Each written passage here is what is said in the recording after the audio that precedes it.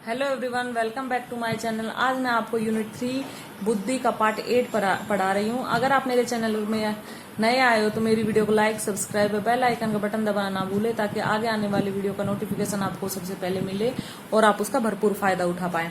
तो देखो, एक नोट पॉइंट है। पहले आलिस नामक मनोवैज्ञानिक ने लिखा कि अपराधी बालक बालिकाओं का अनुपात 80:20 होता है। तो उन्होंने अपराधी बालक बालिकाओं का अनुपात बताया था। अभी देखिए अपराधी बालकों की विशेषताएं। तो उनकी विशेषताएं क्या होती है वो देखिए कि इनका अध्ययन में कम मन लगता है। उनका अध्ययन में मन नहीं लगता, उनका बहुत कम मन लगता है। इनकी स्थिति औसत बालकों से भी निम्न होती है।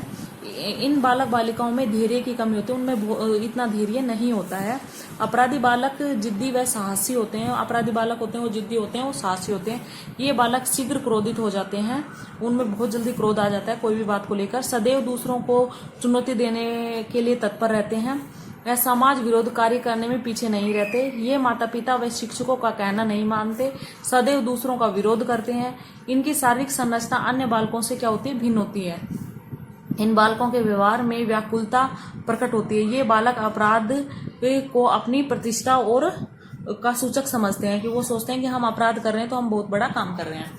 तो अब बाल अपराध के कारण होते हैं वो देखिए, वंशक्रम, वातावरण, अग्न परिवार, परिवार का वातावरण, निर्दयता, अपराधी परिवार, माता पिता का रूखापन, माता पिता द्वारा सौतेला व्यवहार, परिवार के सदस्यों की संख्या, माता पिता की नौकरी, अपराधी लोगों का संगठन, चलचित्र पर नग्न प्रदर्शन। तो ये सब क्या है, अपराधी बालकों के कारण है। अभी अधिगम निर्योग्यताएं। यदि अधिगम की प्रमुख कठिनाइयां, अधिगम के विकार, यानी कि अधिगम के विकार कौन कौन से होते हैं वो पढ़ेंगे। देखिए मेनिया। मेनिया क्या होता है, कभी उत्तेजना कभी विषाद, यानी कि कभी दुख कभी गम, तो उसे हम क्या बोलते हैं, मेनिया बोलते हैं। फोबिया क्या होता है, देखो अकारण अत्यधिक भय, यानी कि किसी चीज को देखकर अत्यधिक डर जाना।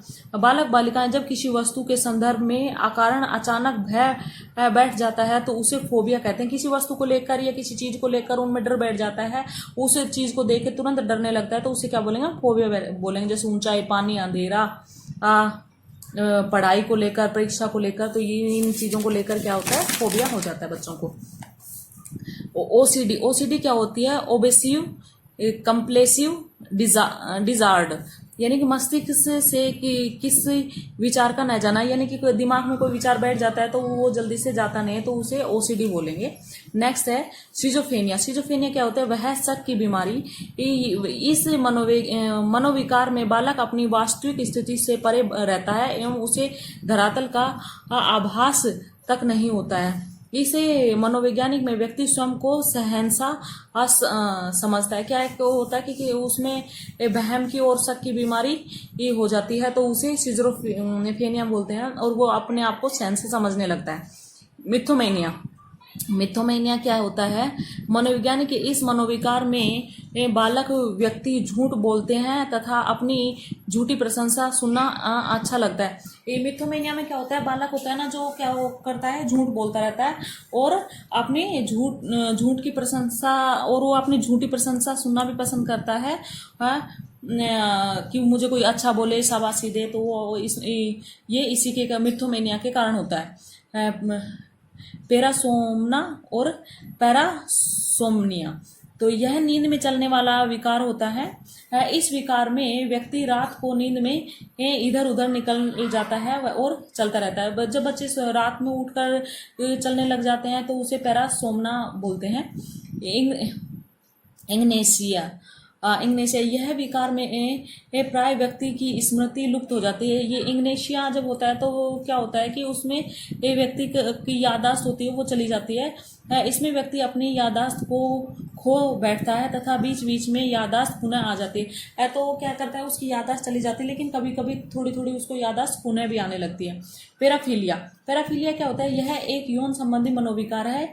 यह बालक बालिकाओं दोनों में पाया जाता है। इस विकार में यौन अंग अधिक सक्रिय हो जाते हैं, तो उसे पैराफीलिया बोलते हैं।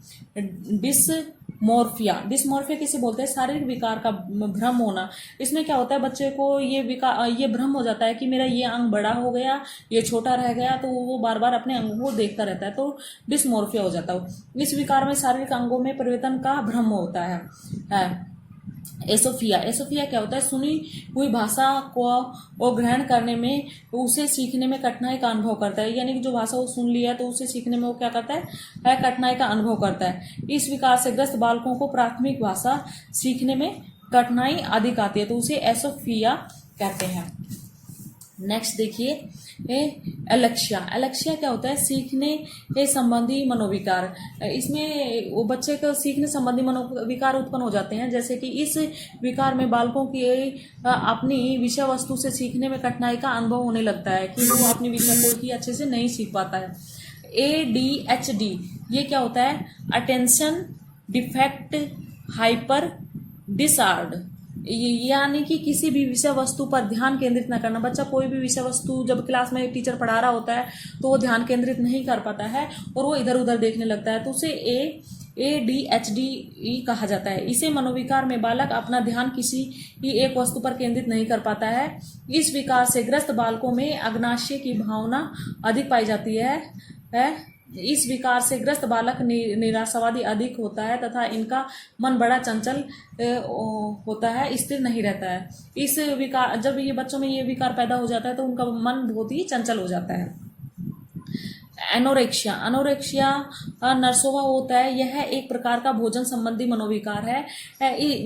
इसमें वजन बढ़ने के डर से खाना छोड़ दिया जाता है। यह मनोविकार बालकों की अपेक्षा बालिकाओं में सर्वाधिक पाया जाता है। क्या है कि लड़कियों में ये विकार ज्यादा पाया जाता है।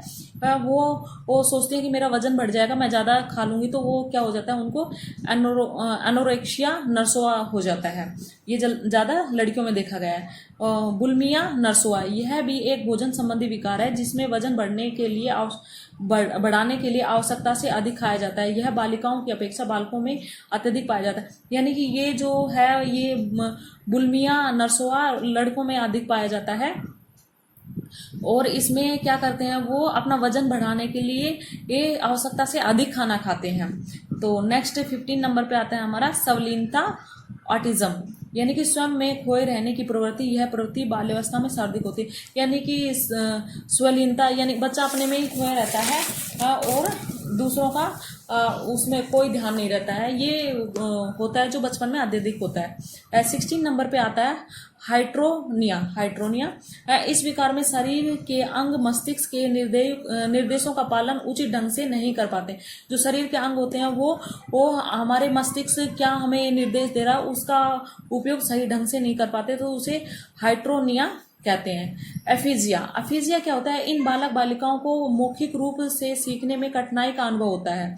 यानी कि जो टीचर मौखिक रूप से बता रहा है वो नहीं ग्रहण कर पाते हैं, तो उसे एफिजिया कहेंगे उन बालक बालिकाओं में जो होता है। डिस्फेजिया कैसे होता है? इस विकार में लिखने बोलने एवं सुनने संबंधी समस्याओं का उत्पन्न होती है।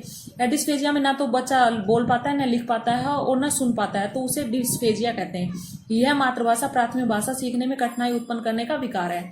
अग्रफेलिया क्या होता है? द्वितीय भाषा सीखने में कठिनाई का अनुभव करना। जैसे अंग्रेजी का ज्ञान सीखने में कठिनाई, जो द्वितीय भाषा होती है अंग्रेजी हो या कोई दूसरी भाषा हो, उसको सीखने में कठिनाई उत्पन्न होती है, तो अग्रफिया कहते हैं हम। डिस्ग्रेफिया क्या है? यह एक लेखन संबंधी विकार है। इसमें बालकों को अक्सर लेखन से संबंधित समस्याओं का सामना करना पड़ता है। जैसे एम को डब्ल्यू पढ़ेंगे, बी को उल्टा बी लिखेंगे, डी को उल्टा डी लिखेंगे, तो ये क्या है? लेखन संबंधी ये बीमारी है डिस्ग्रेफिया। यानी कि एम को वो क्या लिखेंगे? डब्ल्यू लिखेंगे, बी को उल्टा बी लिखेंगे, डी को उल्टा डी लिखेंगे, तो उसे क्या बोलेंगे? डिस्ग्रेफिया। नेक्स्ट है डिसलेक्सिया। यह एक वाचन पठन संबंधी विकार है। एलेक्सिया इसमें बालक उच्चारण नहीं कर पाता। इसमें क्या होता है कि बच्चा ना ठीक ढंग से उच्चारण नहीं कर पाता है। टॉक को टॉक बोलेगा, टॉक को कोई भी शब्द है उसका सही से उच्चारण नहीं कर पाएगा, तो उसे डिसलेक्सिया बोलेंगे।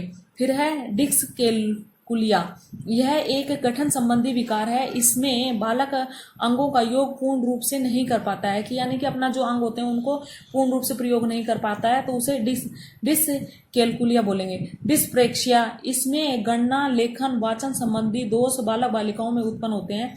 इस विकार से भाषाई कौशल अधिक प्रभावित होता है।